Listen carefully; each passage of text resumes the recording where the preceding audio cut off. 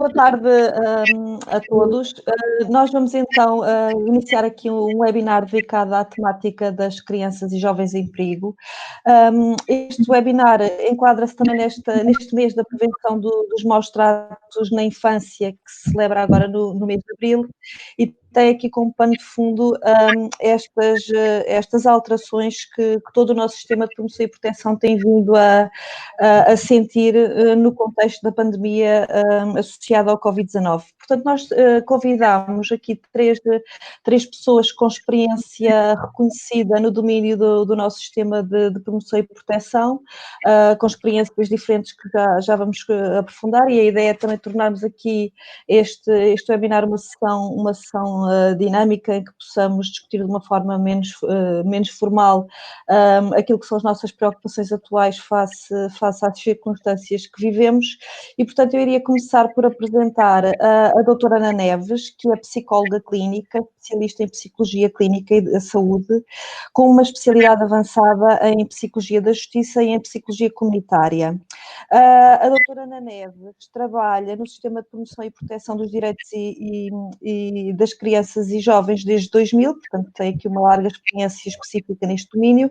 Atualmente é presidente da Comissão de Proteção de Crianças e Jovens da Amadora, representando o município nesta comissão.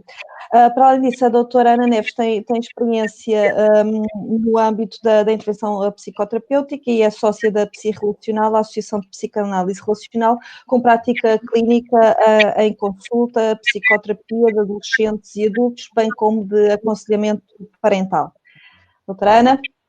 Olá, boa tarde. Obrigada pelo convite. É um gosto estar cá e espero que poder conseguir explicar um pouco daquilo que estamos a fazer nesta fase de tanto desafio que nos tem sido colocado. Obrigada. Então, e em seguida temos aqui a doutora Fernanda Vital, que é licenciada em Psicologia pela Faculdade de Psicologia de Ciências da Educação da Universidade de Lisboa e que naturalmente é membro efetivo da Ordem dos Psicólogos Portugueses, com uma especialidade avançada em psicoterapia. Portanto, a doutora Fernanda, para além desta qualificação académica e da especialidade avançada reconhecida pela Ordem dos Psicólogos Portugueses, tem também uma pós-graduação em proteção de crianças e jovens em perigo pelo ISCSP e um mestrado em política social também focado, com uma investigação focada na intervenção com jovens em situação de perigo. Não sei se depois quer aprofundar alguma informação acrescida sobre esta matéria, mas foi também neste contexto que a doutora Fernanda desenvolveu a sua investigação de mestrado. Portanto, a doutora Fernanda tem experiência, neste momento, portanto, trabalha na Unidade de Intervenção Familiar da Santa Casa da Misericórdia de Lisboa e, portanto, é uma unidade que nós podemos falar um pouco mais adiante sobre as várias dinâmicas territoriais de acompanhamento às famílias e intervenção que as entidades de primeira linha têm no domínio do nosso sistema de promoção e proteção. Portanto, a unidade em que a doutora Fernanda, neste momento, exerce funções é responsável pelo acompanhamento a famílias com crianças ou jovens em situação de risco, perigo. Talvez possamos depois também falar um pouco sobre esta discriminação entre risco e perigo, porque essa é uma variável muito importante aqui para a intervenção. A doutora Fernanda trabalhou na equipa multidisciplinar de assessoria aos tribunais, no setor Amadora Lisboa, portanto esteve aqui nestas várias componentes da nossa pirâmide de promoção e proteção, que vamos depois explorar um pouco mais adiante, esteve também ligada ao acolhimento residencial, uma vez que teve funções em 2 lares de crianças e jovens durante 12 anos. Trabalhou também no domínio do acolhimento familiar, também na Santa Casa da Misericórdia e durante um período mais curto de 2 anos. Portanto, a doutora Fernanda é também psicoterapeuta titular da Sociedade Portuguesa de Psicoterapias Breves e tem também exercido atividade como psicoterapeuta com adolescentes e adultos, tendo desenvolvido nesse âmbito diversas atividades clínicas relacionadas com o trabalho científico também da Sociedade de Psicoterapias Breves. Quer dar-nos uma palavra, doutora Fernanda? Boa tarde a todos, agradeço o convite para participar neste webinar e espero que possamos, de facto, contribuir em conjunto com as nossas reflexões e, enfim, com a nossa prática para que este tempo possa não ser muito mal para as nossas crianças e jovens e para as famílias e possamos mesmo melhorar algo da situação em que se encontram. Uhum. Pronto, e para terminar, a nossa terceira convidada é a doutora Joana Cerdeira, que é também psicóloga, mestre em proteção e direitos das crianças e jovens e pós-graduada em intervenção psicológica com crianças e adolescentes pela Faculdade de Psicologia e Ciências da Educação da Universidade do Porto.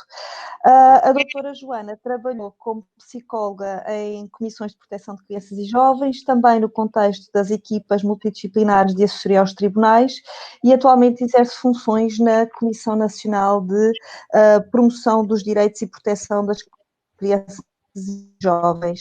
A doutora Joana é autora de conteúdos e formadora também da Ordem de Psicólogos Portugueses, portanto é uma colega que já colabora connosco há algum tempo, porque é autora e também formadora do curso de formação que temos precisamente para a intervenção com crianças e jovens em perigo, e tem também colaborado como docente convidada na Faculdade de Psicologia e Ciências da Educação da Universidade do Porto e é supervisora no contexto da intervenção em acolhimento residencial. Portanto, dava também as boas-vindas à doutora Joana, obrigada por estar connosco. Obrigada eu pelo vosso convite da Ordem dos Psicólogos para estar aqui presente hoje. É uma honra e espero poder colaborar com a minha perspectiva e com a minha experiência para a reflexão de hoje. Uhum. Muito obrigada então pela vossa participação e por terem aceitado assim de uma forma tão rápida o nosso convite, até porque o que sentimos é que estes momentos são momentos difíceis e de facto as coisas estão a acontecer assim com uma velocidade que ninguém esperava e portanto as instituições estão a sentir também necessidade de reajustar a estas novas dinâmicas e portanto parecia-nos também que era urgente e premente que pudéssemos discutir estes assuntos com o maior número possível de colegas, por um lado para identificarmos aqui algumas dificuldades que possam ser transversais e por outro para pensarmos e refletirmos em conjunto sobre boas práticas que nós sabemos que algumas das instituições e dos serviços já estarão a adotar e com isso funcionar aqui um pouco como um exemplo que pode ser replicado ou vários exemplos que podem ser replicados nos diversos contextos para realmente permitir este ajustamento e, na verdade, garantir aquilo que todos nós temos como missão, que é assegurar a promoção dos direitos das nossas crianças e jovens e, naturalmente, a sua proteção quando se constata que esses direitos não estão a ser devidamente salvaguardados.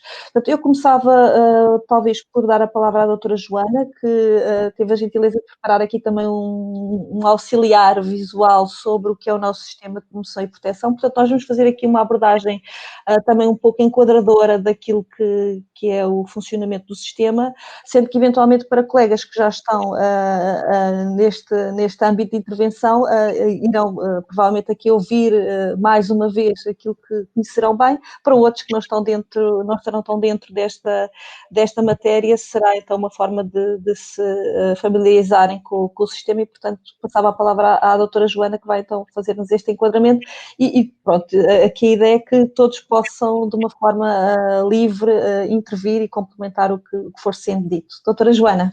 Muito obrigada.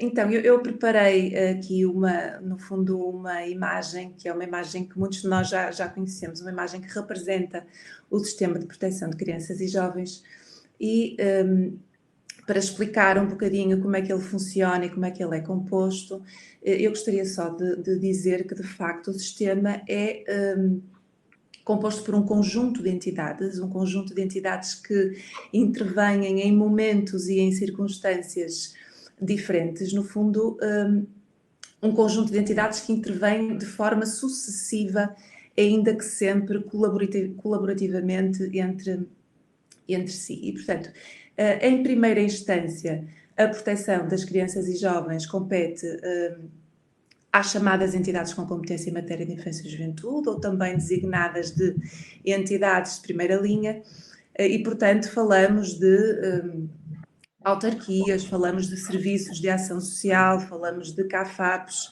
de outras IPSS, por exemplo, de projetos comunitários, como é o projeto de escolhas, de centros de saúde, de escolas, por aí fora. Portanto, no fundo, diversas entidades que trabalham de forma mais ou menos direta com crianças, com jovens e com as respectivas famílias.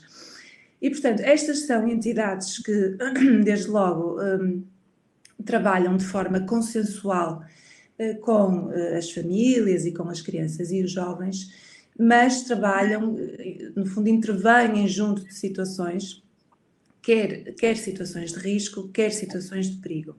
E, portanto, para clarificar um bocadinho este conceito do que é perigo e do que é risco, eu gostaria só de dizer que, de facto, as situações de risco são aquelas que são consideradas como havendo um perigo potencial, no fundo. Portanto, no fundo, são aquelas situações em que há alguma situação de vulnerabilidade que, obviamente, se não for superada, pode vir a determinar algum dano para a criança ou para o jovem. Já uma situação é considerada de perigo quando há uma situação concreta, como é, por exemplo, uma constatação de maus tratos. E, portanto, dizia eu que as entidades de primeira linha são entidades que intervêm quer no risco, quer no perigo, e quando, perante uma situação de perigo, não se consegue remover esse perigo, então passa a competir à Comissão de Proteção de Crianças e Jovens a intervenção. Portanto, sucessivamente ou subsidiariamente, como nos diz a lei, a situação só aí passa a estar na alçada da Comissão de Proteção. Portanto, a Comissão, a CPCJ, intervém apenas nas situações de perigo e começa, assim, muito genericamente, não vamos entrar aqui em grande detalhe, mas genericamente a Comissão de Proteção começa a sua intervenção pela recolha de consentimento dos pais, do representante legal ou de quem tenha a guarda de facto, e por recolher também eventualmente a não oposição de crianças de idade igual ou maior a 12 anos, e segue-se depois um processo de avaliação diagnóstica da situação sinalizada. Portanto, depois há um conjunto de, no fundo, circunstâncias que estão definidas na Lei de Proteção de Crianças e Jovens em Perigo, que eu não vou aqui detalhar porque penso que o objetivo não é esse, e porque de facto precisamos de economizar aqui tempo, mas, enfim, por um conjunto de circunstâncias a Comissão deixa de ter legitimidade de intervenção ou deixa de ter capacidade para intervenção, como por exemplo quando o consentimento não é prestado ou é retirado pelos pais, e aí então o processo passa a estar na esfera judicial. Portanto, dizer isto assim de forma introdutória e bastante resumida, a proteção das crianças e jovens em perigo no nosso país é enquadrada num sistema que intervém sucessivamente e sempre de forma colaborativa. Eu, ainda a propósito desta rede, no fundo, não é? Em que as várias instituições estão interligadas e trabalham colaborativamente no sentido de promover os direitos e proteger as nossas crianças e jovens, solicitava aqui à doutora Joana que nos fizesse um pouco o enquadramento daquilo que é o papel da Comissão Nacional, uma vez que que exerce funções na Comissão Nacional neste sistema, porque eventualmente alguns colegas poderão não estar tão a par daquilo que são as ações da Comissão Nacional, quer em circunstâncias normais, quer eventualmente agora também neste contexto mais difícil que todos estamos a viver. Portanto, essa função muito importante da Comissão Nacional, para além da emissão dos relatórios estatísticos que nos são muito úteis, aos quais todos temos acesso, e que nos permitem ter um retrato sobre a nossa realidade, que eu acho que essa foi uma das grandes mudanças do nosso sistema, porque até há uns anos atrás não tínhamos sequer informação sobre as circunstâncias das nossas crianças e jovens, e neste momento temos aqui dados fidedignos que são publicados anualmente, e na verdade só conhecendo a realidade é que podemos depois também atuar de uma forma mais organizada e estrategicamente mais funcional. E, portanto, falar aqui um bocadinho, talvez, daquilo que tem sido o papel da Comissão Nacional no nosso sistema e os contributos agora para o concreto, para a situação que vivemos. A Comissão Nacional, sim, uma das funções ou enfim, um dos produtos, digamos assim, da Comissão Nacional é, de facto, esse relatório anual que é produzido, mas ele é produzido com o apoio e com o contributo absolutamente fundamental das comissões de proteção, não é? São elas que introduzem os dados na aplicação e, portanto, a Comissão Nacional, no fundo, compila a informação que as próprias comissões de proteção a nível nacional recolhem. Mas, no fundo, assim, também de forma bastante genérica, a Comissão Nacional tem uma função, por um lado,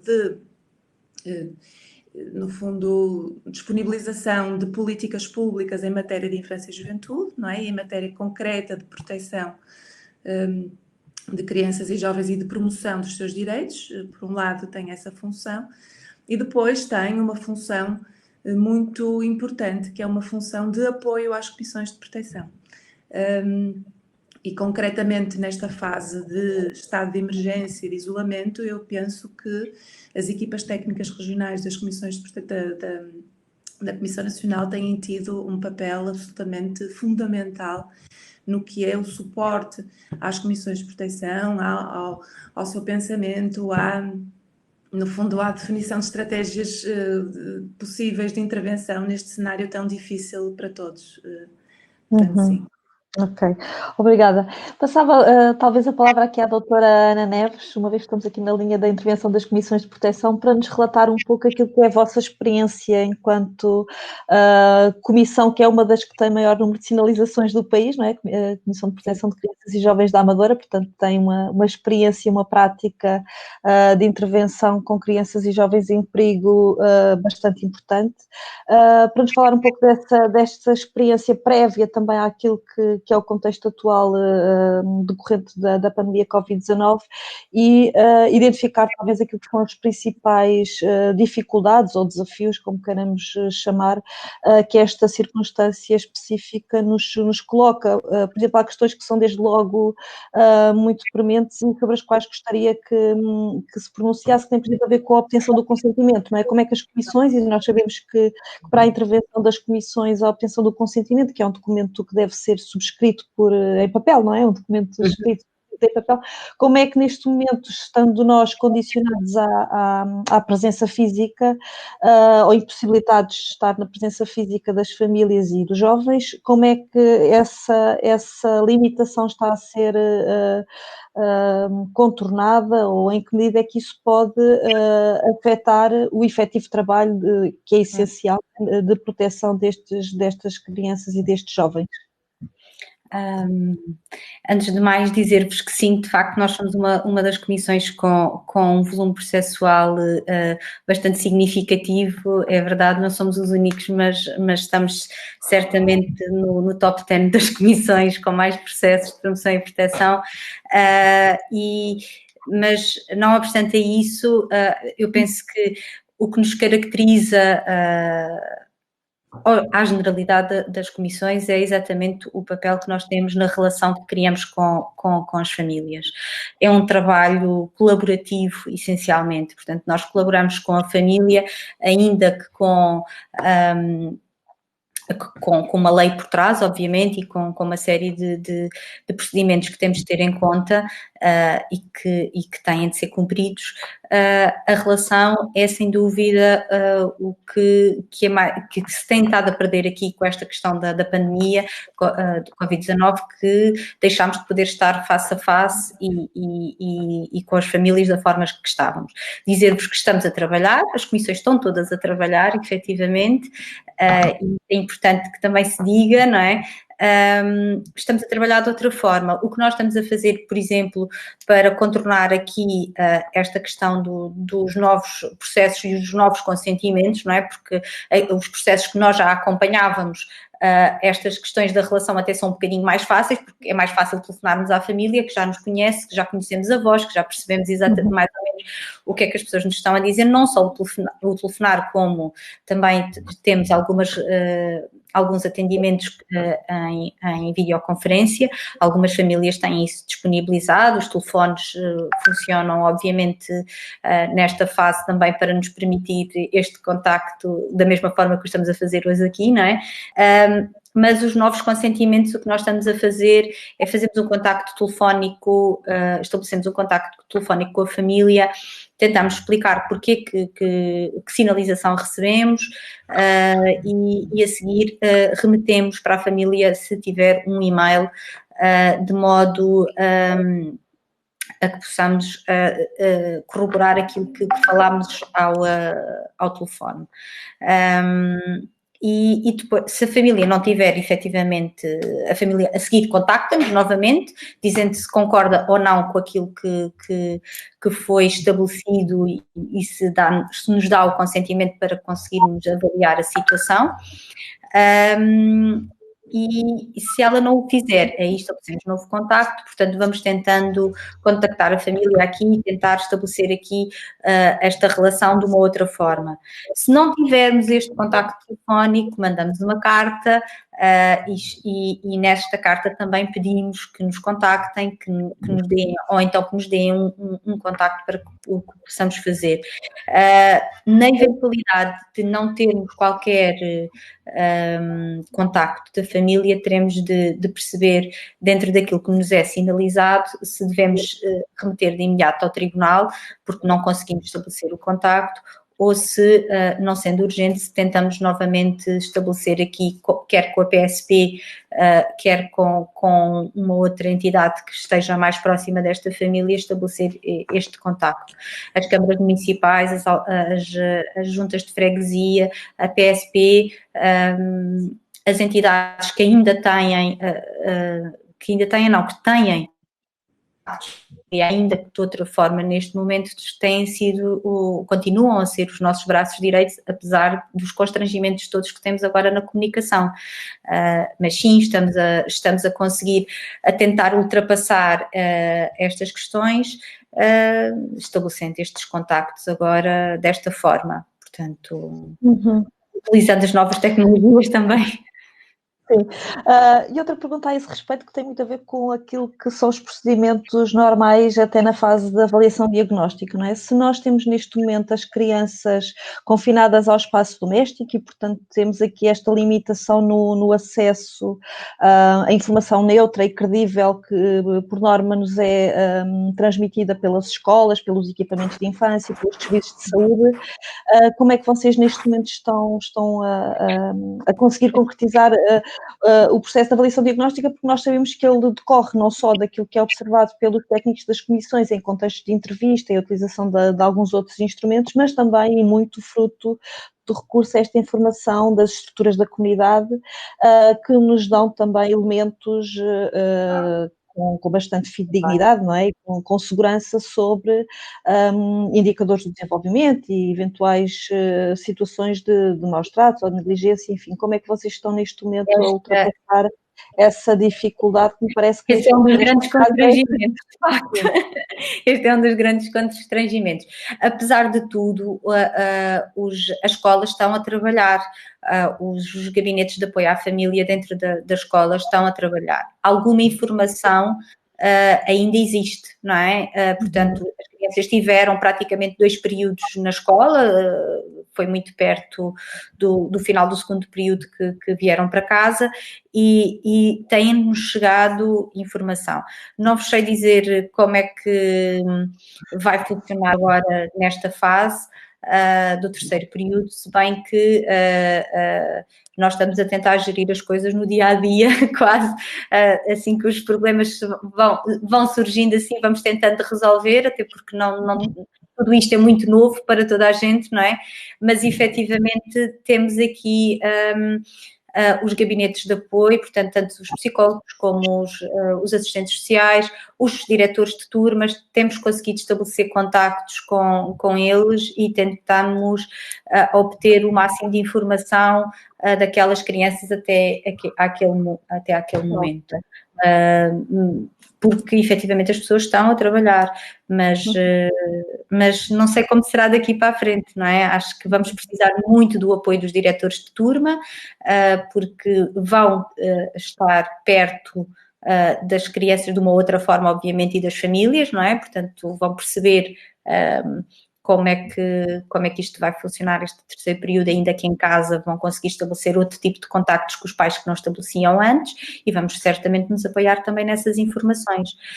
Os CAFAPs estão a trabalhar, por exemplo, com muito por videochamada, fazem videochamadas com as famílias ou contactos telefónicos, portanto também vamos obtendo aqui alguma informação destas estruturas da comunidade. Sendo certo que as situações de urgência, qualquer um deles estão em situações de urgências, estão presencialmente, tal como nós, não é?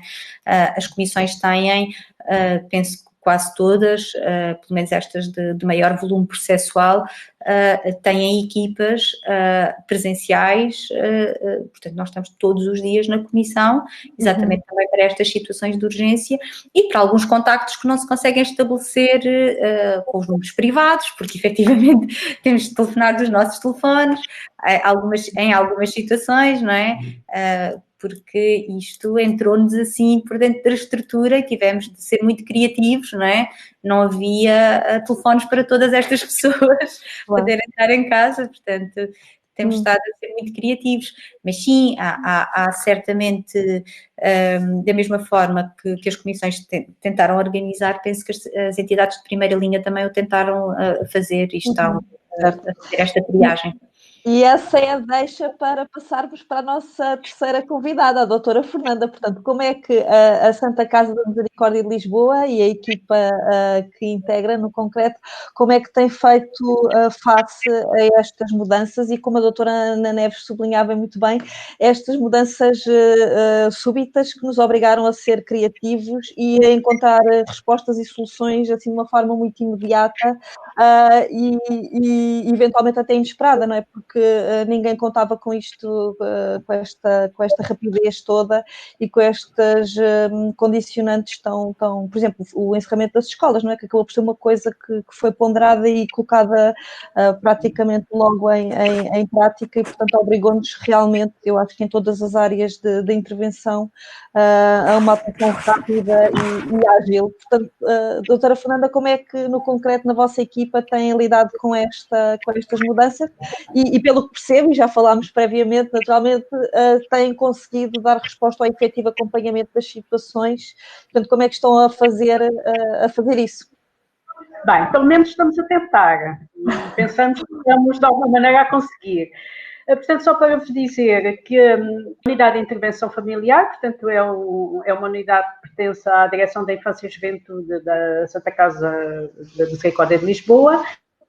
E esta unidade trabalha em toda a cidade de Lisboa, tem equipas multidisciplinares, com psicólogos, assistentes sociais, educadores de infância, educadores sociais e também ajudantes familiares. E acompanha famílias que têm crianças ou jovens em situação de risco ou perigo.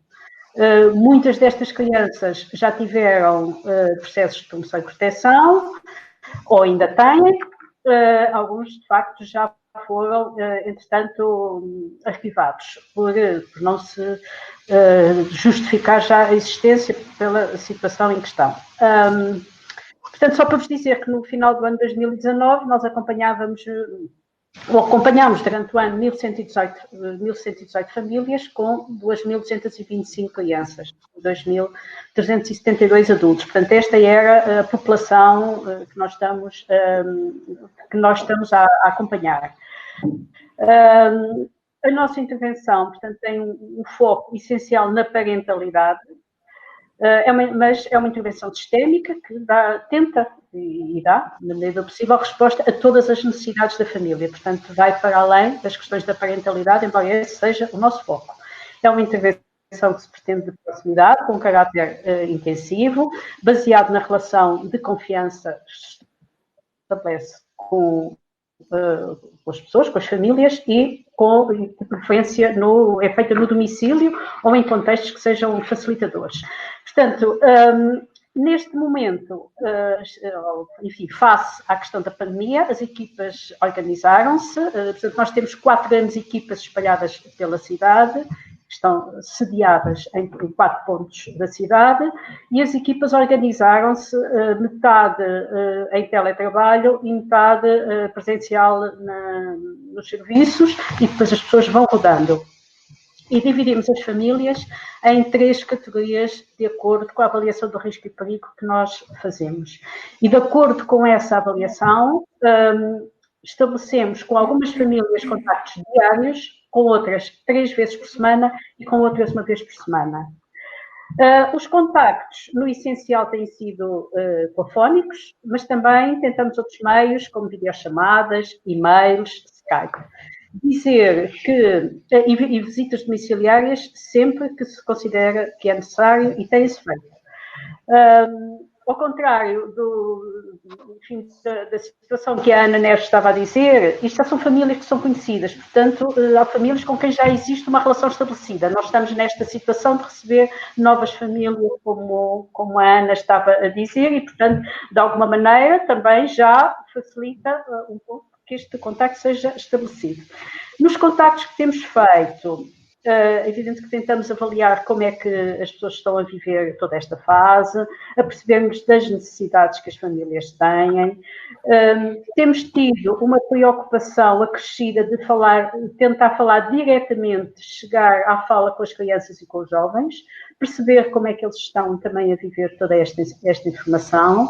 Temos também a preocupação de prestar informações sobre a situação da pandemia e outras até em questões de saúde. É evidente que nós temos famílias com diversos tipos, com doenças crónicas, com problemas com perturbações de saúde mental, etc. Portanto, há muita necessidade de prestar informação e dar apoio. E encaminhamos também para os serviços. E temos tentado dar às famílias, entregar material lúdico e pedagógico que permita, portanto, através de contactos diretos, algumas pessoas até se deslocam aos serviços, porque também recebem as refeições. Temos tentado dar materiais e ajudar a organizar o tempo, gerir o tempo que estão confinados às casas. Portanto, é isto que temos feito. Para além disso, mantemos a articulação com todos os serviços da comunidade. É evidente que há muitos outros serviços que estão a funcionar, as juntas de freguesia, as escolas, os mais diversos serviços de saúde. A Cruz Vermelha, por exemplo, também, portanto, entidades de primeira linha.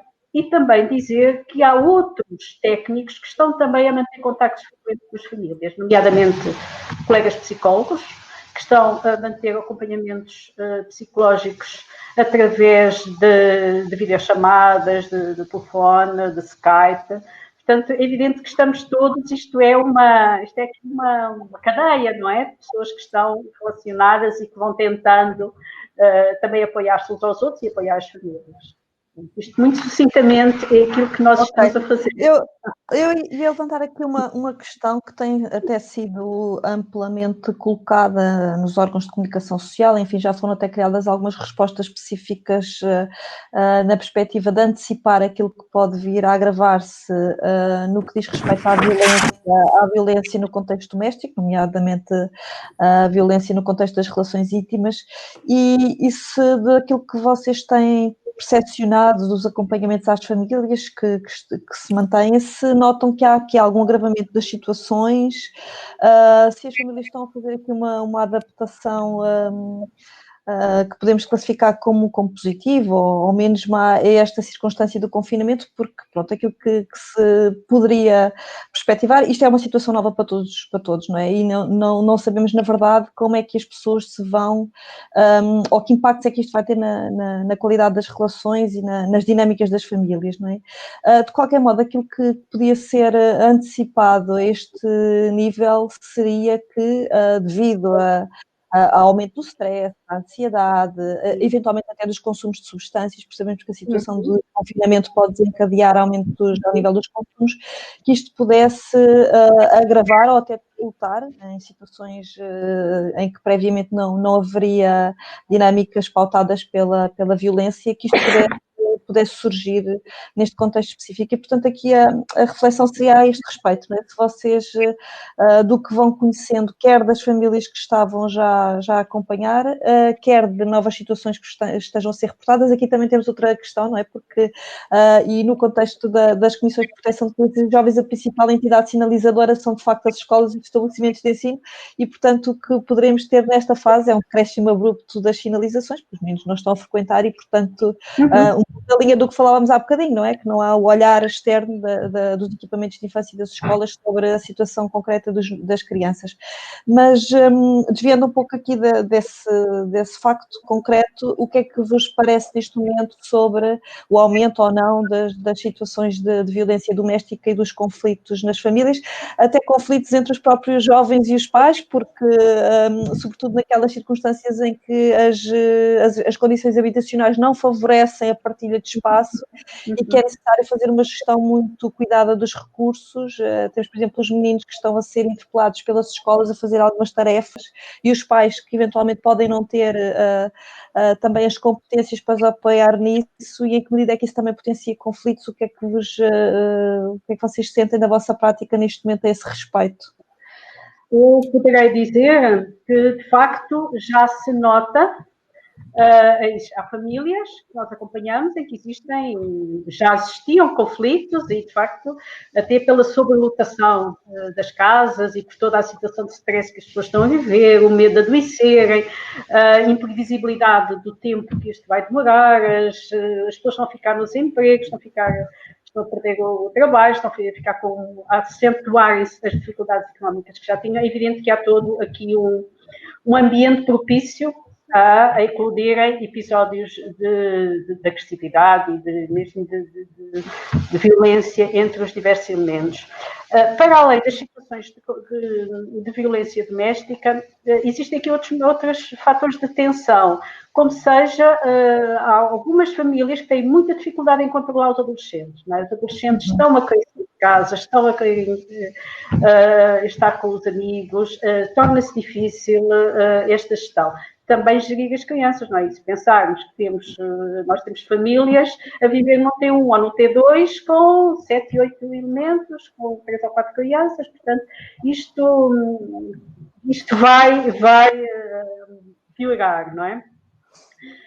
Aquilo que nós também temos tentado é dar algumas estratégias para tentar gerir estes conflitos e diminuir a tensão, daí também estas atividades que possam ser feitas com os diversos elementos, e também dar a possibilidade de, por exemplo, as crianças e jovens entrarem em contacto através de dar um alerta, através, por exemplo, de mensagens escritas, não é? Nomeadamente no computador, para aqueles que têm, também há muitas famílias que não têm este acesso, não é?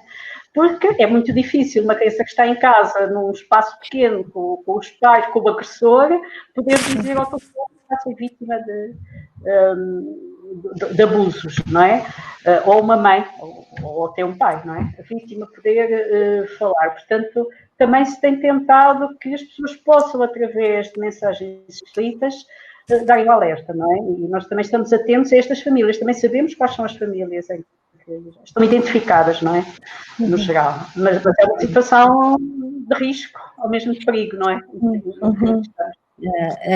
Pegando aqui também no que a Fernanda dizia, as estratégias têm sido um pouco idênticas na Comissão, de facto, tentarmos aqui com as crianças também ouvi-las de outra forma, e dizer-vos que as situações de violência doméstica, por exemplo, diminuíram o número de sinalizações, que não é um dado muito favorável, dado aquilo que até seria expectável. Penso que as pessoas não estão a fazer, têm mais medo, estão em casa e estamos também atentos a isso, porque diminuíram tanto as sinalizações da PSP, que eram bastantes até aqui, não é?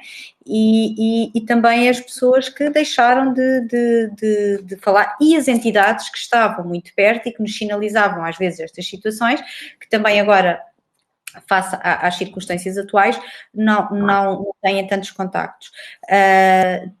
Penso que isto é preocupante, por um lado, mas também, por outro, acreditamos que dentro em breve os números vão a isto manter-se durante muito mais tempo, os números podem de facto alterar-se. Mas estamos muito preocupados também, sim, temos tentado com as famílias estabelecer estratégias de organização, de modo a que a gestão do stress seja feita de uma outra forma. O que a Fernanda há pouco dizia é real na Amadora, e é um concelho densamente populado, portanto temos pouco espaço e muitas famílias e muita gente, portanto estas questões acabam por surgir, não é? E surgem às vezes da forma pior, mas estamos atentos a isso, de facto. Bem, as famílias que nós já conhecemos e que temos identificadas, temos tentado estabelecer com elas uma série de estratégias de organização da casa, de organização da própria família. Temos dado algumas estratégias também, atividades para os miúdos poderem fazer, e por aí. Também dizer-vos que a questão dos adolescentes é algo que nos preocupa, têm-nos surgido e eles têm feito estes apelos à Comissão também, de não estarem a conseguir gerir os conflitos em casa, de não estarem a conseguir permanecer em casa exatamente porque querem ter com os amigos, porque entram em conflito com os pais, e isto é algo que nos tem estado a preocupar. Temos falado com eles, com os pais, tentar fazer aqui mediação nestas famílias, porque é fundamental, sim, são mais difíceis de controlar do que as crianças mais pequenas, não é? E até de arranjar estratégias para que permaneçam, porque o seu grupo de pares é muito importante nesta altura, não é? E estarmos atentos aqui também e explicar aos pais exatamente tudo isto para que o diálogo seja possível. Eu gostava só de fazer um comentário a este propósito, se puder ser, assim, se calhar até de maneira um bocadinho mais abstrata e genérica.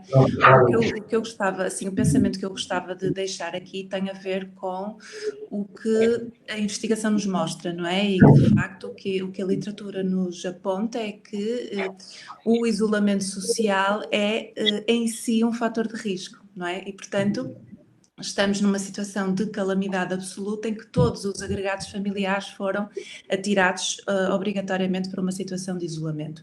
E, portanto, o isolamento social associado a outros fatores de risco que as famílias já tinham anteriormente, de facto, pode ser um problema e eu acho que é consensual se dissermos que há uma expectativa de que pode haver maior instabilidade familiar e, consequentemente, maior risco para as crianças e para os jovens. Mas isto só nos vem reforçar uma necessidade que também tem vindo a ser falada por alguns quadrantes da sociedade, que tem a ver com uma questão que sempre foi muito importante, mas que agora ainda é mais, na minha perspectiva, que tem a ver com a mobilização coletiva da comunidade para, nomeadamente para a detecção das situações de perigo, não é? Portanto, é importante que vizinhos, que familiares, que amigos estejam atentos e que possam eventualmente sinalizar. Mas... Não provavelmente de fazê-lo, não é? Mas, desculpa Ana, mas também é muito importante não cairmos no excesso de estarmos a instruir os cidadãos para serem cidadãos polícias. Porque, quer dizer, eu acho que tem que haver aqui um certo equilíbrio, não é? Entre o apelar à comunidade para estar atenta e para sinalizar e o apelar também à comunidade para ter algum equilíbrio e alguma contenção nisto. E, portanto, sim, só queria deixar essa reflexão. Ok. E tendo em conta que estamos a aproximar-nos do final do nosso tempo, isto passou realmente muito rápido, eu ia pedir-vos aqui uma pequena observação ou comentário relativamente a um contexto muito específico que tem a ver com as nossas crianças e jovens que se encontram em acolhimento residencial, portanto, com medida de acolhimento residencial, e se sentem que há aqui dificuldades específicas na gestão do acompanhamento destas medidas de promoção e proteção. Nós, a Ordem dos Psicólogos, já elaborámos um documento que foi divulgado esta semana sobre na semana passada, sobre aquilo que podem ser algumas orientações práticas para a intervenção dos psicólogos nestes contextos específicos. Portanto, na verdade, o documento agrega algumas das ideias que são transversais a outras áreas de atividade, nomeadamente as medidas de autocuidado, enfim, que não são específicas para os colegas que trabalham neste contexto, mas também para outros. Mas questionar-vos sobre se sentem que estas áreas de intervenção no âmbito da promoção e proteção que são particularmente complexas ou difíceis, que dificuldades é que vocês vão identificando, até porque nós sabemos que muitas das medidas de promoção e proteção de acolhimento residencial são aplicadas também pelas comissões de proteção.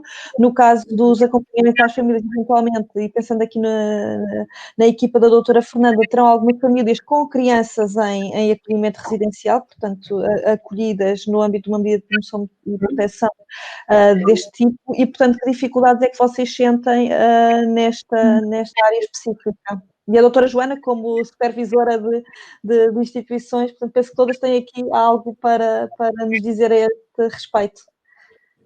Não sei, quem é que quer começar? Eu posso lançar já um pensamento.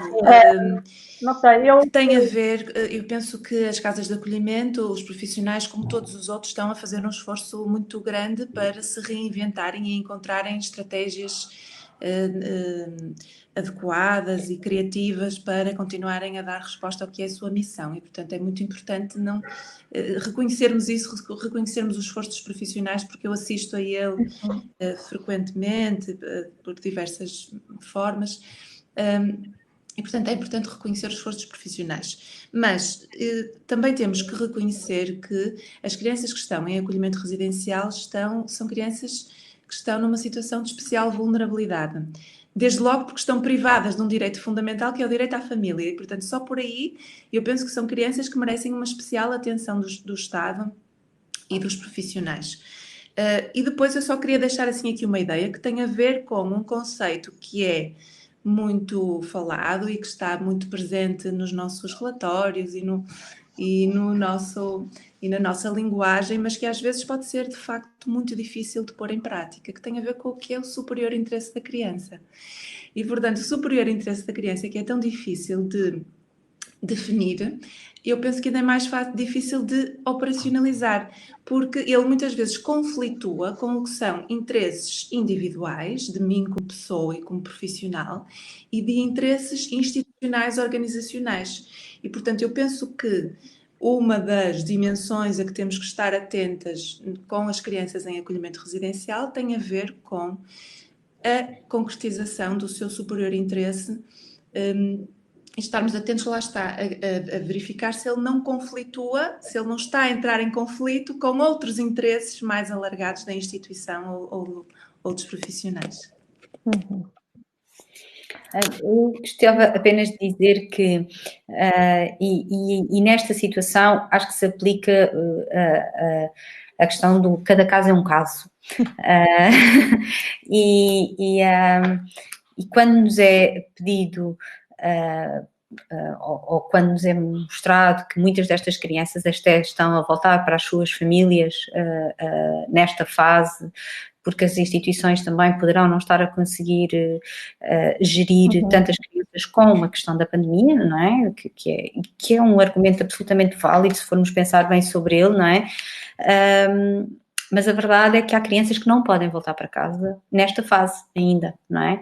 E essas têm de ser acauteladas e penso que as instituições têm de ter isso em conta. Mas existem outras em que o projeto de vida já é o retorno à família, que já se está a trabalhar nesse projeto e se calhar essas poderemos pensar então em nestes períodos de quarentena já estarem com os pais, porque eles também estão em casa, porque as circunstâncias da vida deles também teve essas alterações. Portanto, quando digo que cada caso é um caso, eu acho que temos de ir efetivamente perceber de que crianças é que estamos a falar e de que situações é que estamos a falar, porque não podemos mandar os meninos todos para casa, mas também há crianças que se calhar poderão ir. Dizer-vos isto, acho que era importante, mas pegando no que a Joana disse, de facto são crianças que por si já vivem uma situação de maior vulnerabilidade. Portanto, temos de ter mais atenção, temos de estudar bem quais é que são as propostas das instituições, quais é que são os projetos de vida destas crianças, para depois também podermos tomar uma decisão caso a caso que sirva o superior interesse daquela criança, não é? Ok. Doutora Fernanda, o que é que nos pode dizer sobre este assunto? O que é que eu poderei acrescentar ao que já foi dito, e estou muito de acordo com o que aqui as minhas colegas já disseram. O que é que eu poderei acrescentar? Que em termos desta situação em que estamos a viver, também do lado dos pais, eles também que estão privados do contacto com as crianças estão privadas de estar com a família, mas também podemos ver isto pela perspectiva das famílias que têm crianças acolhidas e que que os costumam visitar regularmente e, portanto, estabelecer o contacto e, a partir daí, poder-se pensar numa alteração da medida aplicada. Neste momento também estamos com as visitas suspensas, não é? E, portanto, isto também é complicado, visto pelo lado dos pais e também visto pelo lado das crianças que estão nessa situação de vulnerabilidade que vocês falaram e que estão privadas destes contactos. De facto, isto é tudo muito complexo e muito novo para todos nós. Agora, o que a Ana estava a dizer em termos da concretização de projetos de vida e crianças que poderiam já estar numa fase de reintegrar a família, nós também temos aqui uma dificuldade acrescida, que é avaliar junto das famílias, não é? Como é que está a ser feita essa integração, não é? Portanto, este contacto presencial importante, relacional, vermos como é que se estabelece essa relação entre as famílias,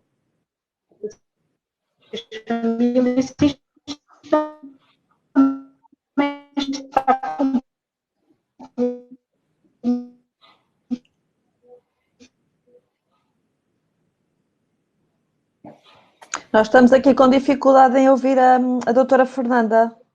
Penso que as colegas também estarão, não é? Sim. Estão com dificuldade, aliás, a imagem ficou parada. Mas eu presumo que a linha de raciocínio iria, no fundo, ao encontro daquilo que a doutora Joana e que a doutora Ana também já tinham referido, não é?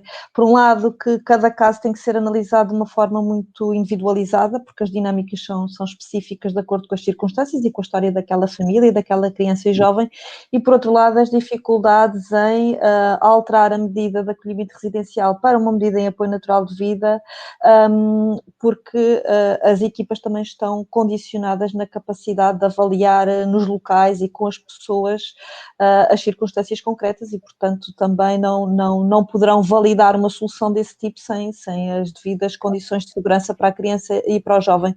E, portanto, eu acho que esta, de facto, é uma área de intervenção em que, e como dizia a doutora Ana logo no início, em que estamos todos muito dependentes da relação, não é? Da relação presencial, e há componentes da intervenção com as crianças e com as famílias que não podem ser feitas à distância, não é? É preciso estar, é preciso interagir de uma forma mais próxima, fisicamente, e, portanto, eu penso que essa é, de facto, aqui a grande dificuldade e o grande desafio para todos nós que trabalhamos nestas áreas. E, portanto, eu terminava agradecendo muito a vossa disponibilidade, os vossos excelentes contributos, sugerindo também aos colegas que possam não ter conhecimento que a Ordem dos Psicólogos, através do site específico COVID-19, tem uma série de materiais que eventualmente as colegas já estão a fazer uso deles para trabalhar com as famílias e com as crianças, portanto, desde vídeos de relaxamento, a orientações práticas sobre como organizar a semana com tarefas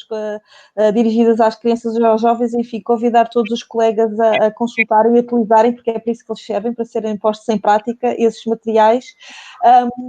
E desejar a todas um bom trabalho e agradecer-vos tudo o que têm feito em prol das nossas crianças e jovens, e desejar-vos também um mês de abril de prevenção dos maus tratos muito feliz, na medida do possível, e agradecer mais uma vez os vossos contributos. Muito obrigada e até outra oportunidade. Obrigada. Obrigada.